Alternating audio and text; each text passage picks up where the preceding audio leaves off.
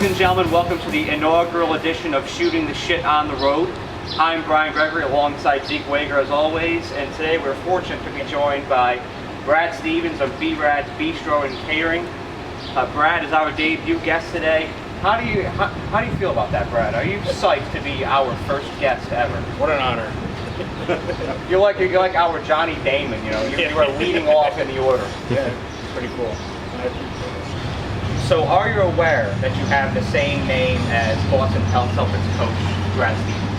I'm absolutely aware of that for sure. It's I forgot where he played for. Who was the coach for? Is the coach before that? I forget. But it's been Brad Stevens for a while. I mean, that's an indicator of the Celtics' success of the reason. Yeah, and it's funny because we have the same birthday. Wow, really? Yeah, the same birthday, except for he's 3 years older than me. That's a hell of a coincidence. So, do you ever get, if you have Instagram or Facebook, do you ever get tagged as Brad Stevens? Do you ever get memorabilia sent to you? Not memorabilia, but I definitely been tagged. The wrong thing about basketball, and I'm like, I have no idea what's going on here, but I've been tagged in it. Who's like the most notable person you've been tagged by? Ever gotten like Gordon Hayward or Marcus Smart to tag you in it? No, nothing cool. Just random. You know, my grandfather's name, Ron Turcott, was the jockey of Secretariat. Oh. Back in the 1970s, he raced up at Saratoga several times, and he's actually gotten goggles in the mail. No way. And I offered to sign them, and he shot me down, but I was like, hey, I got Sharpie here, I'll sign it. So Brad, I remember we had a little conversation about some house parties you used to throw a little bit, you know. Oh yeah. Which is always a good time as a, you know, a young guy. By any chance, did any, you know, throwing those house parties, having people over kind of thing, did that ever get like, you know, the mind just rolling on kind of doing something like catering or getting into that kind of thing? It's kind of like hosting an event, I guess, catering an event. Right. You know, there's a little party planning involved when you're hosting a big ass house party. You know what I'm saying? Absolutely, man. Absolutely. Things can get dangerous for sure. The one big one was a rager on Valentine's Day in '98, which was cool until I got arrested and got served with 250 counts of serving minors. Damn. But you know, it's what it is. Still a rager, and people still talk about it to this day. It's a lot of accolades for that night, right? Yeah, there was a lot going on, man. Now, have you ever had any hackers before, like vomiters, and then what are the precautions to clean up after that? Oh man. Well, I was sitting in a jail cell, my stepsister and I were cleaning it up, so I wasn't really involved at that point. See, jail can be a benefit sometimes. Yeah, and then have to clean the house up. That's for damn sure before my parents got home. I mean, you got free food. You didn't have to clean up after a vomit. That's a hell of a deal. I just rested. Yeah, man. Cured the hangover. I don't know if that food's worth it though. I tell you this. Yeah, no. 2 English muffins and boxed cereal. I don't know. Yeah, no, that ain't it, Chief. From 1999 to 2007, you worked at the Black Dog Cafe in Martha's Vineyard, Massachusetts. And this restaurant was notorious for having a rotating menu, which means it was essentially different every day. Yeah. Now that coerced you to use your creativity in that restaurant environment. How did that enhance your confidence as a chef? And is that tactic of rotating menu more effective than a consistent menu? Well, it enhanced my ability as a chef and learning so much. I learned so much with the other chefs too. You know, it wasn't just me doing everything. Me and my other buddies there, you know, breakfast cook, lunch chef, dinner chefs, and we just all work together to create these awesome menus. Just bouncing ideas off each other. You know, everyone would take a break for an hour. You sit outside, smoke a cigarette, have a beer, and just kind of write it up. You know, it was pretty relaxed. It made me stronger at seafood, obviously in the vineyard. You know, the guy would come off the boat, run over, be like, hey, look what I got. You know, I got some bluefin tuna today. So, all right, let's turn that shit on special tonight. That's what we want to do. Yeah. You know, it's like perfect. You know, or they bring some clams in, or little base scallops. Do whatever we can. It's very on the spot, improvising, which is a great skill to have in anything. There's a base menu. You know, you got to have 8 appetizers. You got to have, you know, it was like you always had like 2 nice fish dishes, a fish chowder of some sort. You could do some kind of steak tip or something like that. With, you know, we had fiddleheads that were in that year. We had steak tips, salted fiddleheads. demi-glace, you know, roasted potatoes, something like that. You know, fingerling, island potatoes, used to get the island greens, so you always do some kind of goat cheese salad, something, you know, we had a little base to work on. Okay. But it was always different. And very fish oriented. Yeah, seafood. I mean, we need a tourist location like that. Now, do you think a rotating menu like they had at Martha's Vineyard in a very touristy area would have the same impact here, or do you think you're better in the capital region to have a consistent menu? Consistent menu. People like consistency Yeah. around here. Tourists are there once. They don't care. They don't know. They don't remember if they come back a year Right. after. They might be like, oh, I remember that fish chowder, but hey, they don't got it now. They're like, oh well, I'll get the the steamed lobster or whatever. And it's a very residential area too. You know, you get old George that walks into the Purple Pub and he wants his open-faced turkey every time he Yeah, comes in. exactly. Same thing. You know, Yeah. the same thing like over at Park Club. You know, the guy, they get the PBJ wings. They're once a week. You know, I got to get it on Tuesdays. I'm just not done golfing. That's what I get. You know, you would have never changed that. Yep, Tuesday at 7:30 p.m. every time. Exactly. So Brad, risk, right? Life is a lot of things in life with big risks. So when it came to, working in a business like this, right, where you don't have normal benefits and all that good stuff, how did you feel about kind of jumping out there and taking the risk? Well, the risk is I risk everything. I don't care. I got balls. That's what I do. I don't see myself ever working a 9 to 5 job. I ain't that guy. I ain't gonna sit at a fucking desk. Right. Yeah, I feel that. Stare at a computer, my eyes burning. I stare at a computer for a good damn reason. I'm making money somehow from my company, my business. We're moving on up. I like working on a computer. Don't get me wrong. But, I like designing menus and stuff like that. But 9 to 5, anything like that. Being safe with all your pension. You got your guaranteed paycheck every week. You got days off. You got hours. You get sick time. All that shit. I don't have that. I have no money. I work my balls off so I can have this company up and running, making money, doing what I do to, survive. So, It's more of like an intimate role though too. Like this is your brainchild, and for that reason you're more inspired to be involved with it every day than something you're kind of detached for, going there essentially just to bring a paycheck. Yeah, exactly. I'm always thinking of changing or doing something new or that, or opening up something new. I wouldn't have 7 locations right now if I didn't have balls. Right. Most people are like, you're crazy. Well, I want money. No, you've got them. I'm happy to cook. I like what I do. I love what I do. So it just happens. The side effect of that is I'm going to make some cash out of this. Absolutely, and that only comes from pairing your passion for food with your Vince McMahon tangerine balls. Amen to that. Yeah. So in 2008, you assumed the role of head chef at the Park Pub.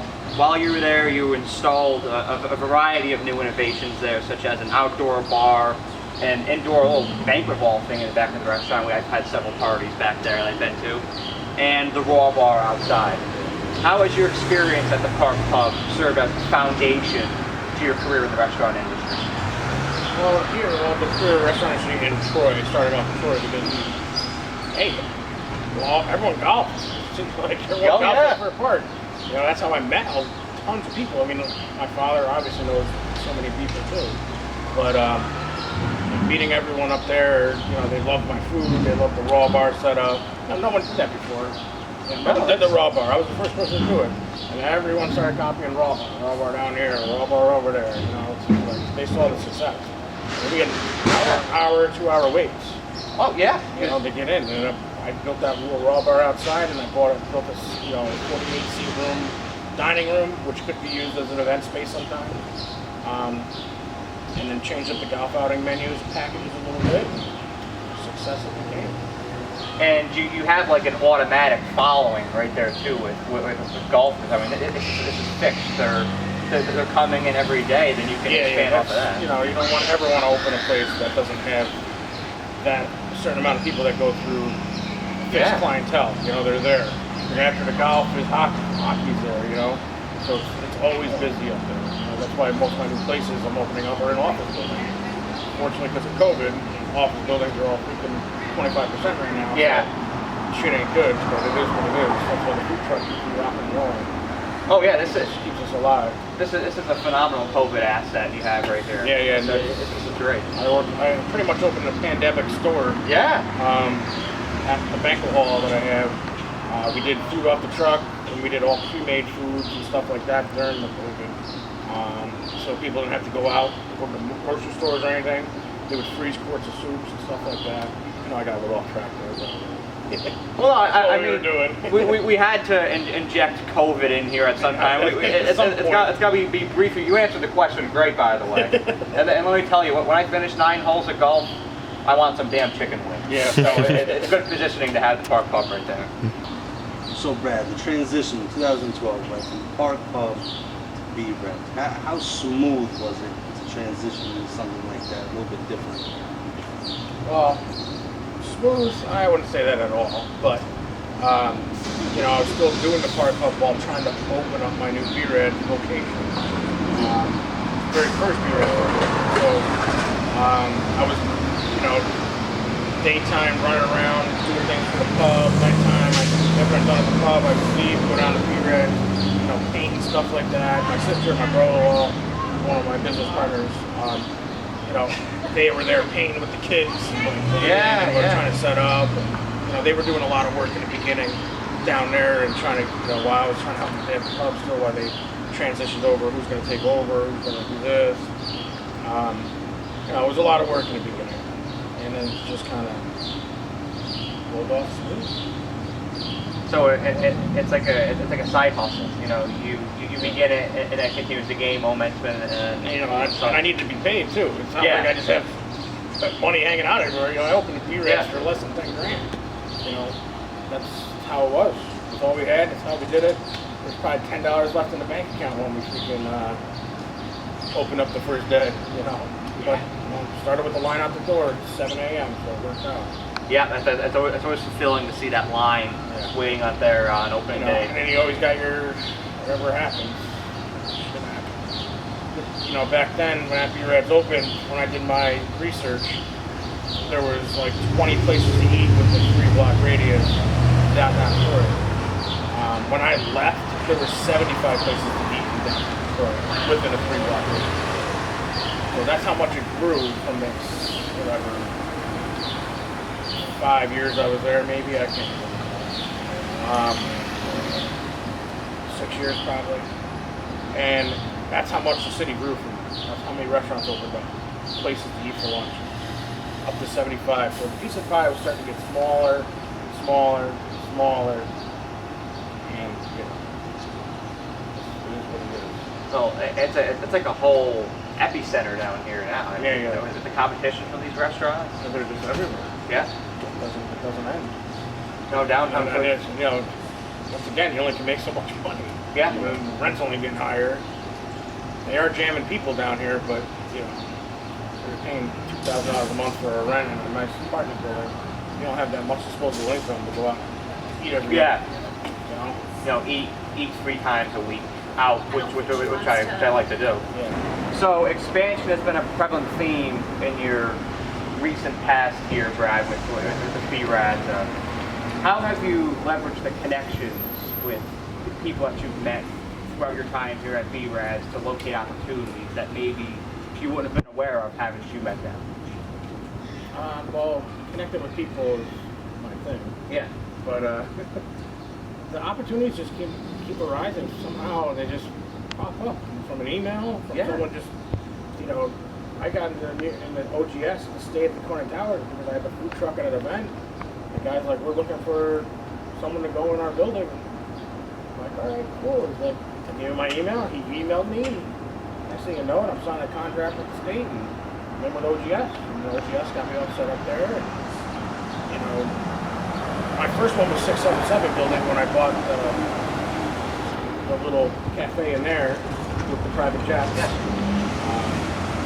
And then after that was the state Corner Towers and Bonan's, 333, Swan Street, Leo, New York City. So it just kind of kept going. Just the opportunity to keep going. And once again, go back to my call. You know, I don't care. I'm just going to do it. Yeah. You know? And it's because you simply took the time to connect with someone. Yeah, I just wanted to get just talking to people, and they're always like, "Oh, I got this opportunity." Well, the same goes for catering. You know, everyone wants a food truck. You know, it's great, but I'm sorry, but your party's 25 people. I'm not bringing the food truck over. Yeah. It's way too much work, too much. You know, there's things. But I always try to work something out for people. I can make them feel good to go. You know, drop it off, make it look nice. Stuff like that. Yeah. You can't always please everybody. Yeah, I mean, you can't bring it to like you said, like a 15-person party. Like, Yeah, it's not possible. So if I'm having a little NFL draft party at my house, and there's a few of the bros, like I'm not going to have you pull up at the food truck and say, hey, let's get some mac and cheese. You're not getting a food truck. You get a pan of mac and cheese. You're going to pick it up. So, have you ever been on one of these private jets before to oversee what goes on? Yeah, oh yeah. I've gone on and set up food and checked out their little galley, kitchen galley, or whatever the heck they call it. I went on one that had beds and all that stuff, and it was pretty cool. They're really nice. Some are big, some are small. Some have nothing. So they have like one little refrigerator that can barely fit the food on there. Yeah, those things are bougie though. Like you feel like Leonardo DiCaprio when you're on one of these things. Yeah. They're definitely nice. Alright, man. So I guess really my last question for you would be, what would you say the difference between here and New York City business-wise would be? Like, how different is the normal day, your every day? New York City's busier. Let's start with that. They are pickier. They like their Kaiser rolls, their yellow American cheese. Yeah. You know, it's so weird. Our here is like it's white American cheese. Yes. Hard rolls. You know what I mean? It's just there's some little thing. Also, you know, New York City, their pastrami, the corned beef, the Reubens, or hot pastrami sandwiches. You know, they want them to be 3 inches thick. Unfortunately, it's not affordable around here. Pricing is much higher in New York City. Pay, all that. It's a huge difference. What I've noticed is some products are actually cheaper in New York City because the volume is so large. So like my Pepsi products are a little bit cheaper out there because of the volume. But the price don't change. I think it'll make a better profit. Now, what about like the dynamic of a restaurant? Like when you assess restaurants up here, you have your regulars. Yeah. Like, oh, here comes Jim, here comes Doug, here comes Leslie. You know, you have your regulars. That's the same. It's the same down there. That's you know, I can't say I don't have like full restaurants. You know, the New York Cities are cafeterias and courthouses. So fortunately, you got the people who are on trial coming up to grab something to eat. You know, they're lawyers. You don't always see the same people, but the people that work for the courthouse are the same people you see. Okay. Because there's so many damn people down there. I don't know if we have There's recurring customers a lot. and all the judges are recurring. Yeah. You know, so it's the same. There's not much different in that. Okay. You know, all places are different. You know, Corning Towers and stuff. Obviously, it's the same people there because they work in a office. Courthouses is also house. Corning Towers is not open. Yeah, I remember my mom working there. You need a card to scan into the building. Exactly. Yeah. So Brad here is generous enough to prepare me a Southwest Cajun chicken wrap, which I've been craving for this entire weekend. So Brad, what are the ingredients in this thing? What do we have? Well, first we put down sour cream. All right. Then we got sharp cheddar cheese that we slice fresh. We also have my roasted corn salsa that I make. So, oh, look at this. So you get this bad boy with a little juice, so it's nice and juicy. The whole Mexican medley. Oh yeah. Yeah. I like this. I like this. So when you do that, then over here I just do a little Cajun chicken, saute it up real quick. So tell us a bit about your menu. What do you tend to gravitate towards when it comes to what you serve to customers? I make shit I like. There you go. I know what people like. That's a good thing about, you know, not to toot my own horn, but Yeah. I know I have a good palate. I know the combinations. I know what goes well. It's not like I saw this shit anywhere else. I made this up. You know, so I use Cajun chicken. I use my roasted corn salsa. It's all my own recipe. Then one day I was, you know, messing around. Made the corn salsa. This used to be my healthy wrap when I was, you know, every once in a while I go on a diet in the summer. Yeah. Yeah, that's what everyone does, I think. Or we call it like Diet Mondays. Everyone's on a diet on Monday, Wednesdays, trashy Wednesdays, and they just eat fatty foods. Monday and Tuesday is all just blow the pipes out, go to Five Guys on Wednesday, right? That's what it is. It's just eat the heaviest they can get. Most diets are, you know, post-Christmas though, right? I mean, everyone's ready after Christmas. That's for damn sure. and then it runs off after, you know, 2 weeks. You start hiding the brownies in the garage and sneaking them in. Yeah. Gotta lock the fridge on yourself. But yeah, you know what people like is what Brad likes, and that's what he has catered his menu towards here. Yeah, you know, I do a healthier portions. Yeah, I'm not the healthiest portion. Healthier, like as in bigger. So I like to make, you know, one of my biggest popular ones is the Southern Comfort at my first B-Rad. People ask every day still for it. Was all ciabatta bread. It had roasted garlic spread. It had fried bacon. It had seared meatloaf, and it had mac and cheese with fried onions on top. And that was a sandwich. That's a hell of a combo. Yeah, and then people would go nuts over that. But yeah, you know, whatever. You know, sometimes you'll have your kitchen experiments. I mean, I had my own where I'll just make nachos and I'm home alone during the day at 1 p.m. I got Colin Calvert on. Like, shit, let's whip up some nachos. You know, you get some brainchild when you do that. Exactly. And then just it's what's in your cabinets, right? Yeah, just whip it out, throw some shit in a dish, and there's a new menu item. Shit in a dish? That's what we're gonna call it. Shit in a dish. Whip it up. Whip it up. Put it in the microwave, and there we go. So Brad, thank you for taking the time today to conduct that interview. It came out amazing. This was a phenomenal first episode that we had. Thanks for having me. Great. No, it was an absolute blast. You got a lot of intriguing information, and I look forward to coming back down to B-Rad's here in a couple weeks to have a little Thursday afternoon cuisine. Yeah, perfect. I'll be here. So, thank you all for watching this episode. Please be sure to comment below, like, subscribe, all that bullshit. Have a great day.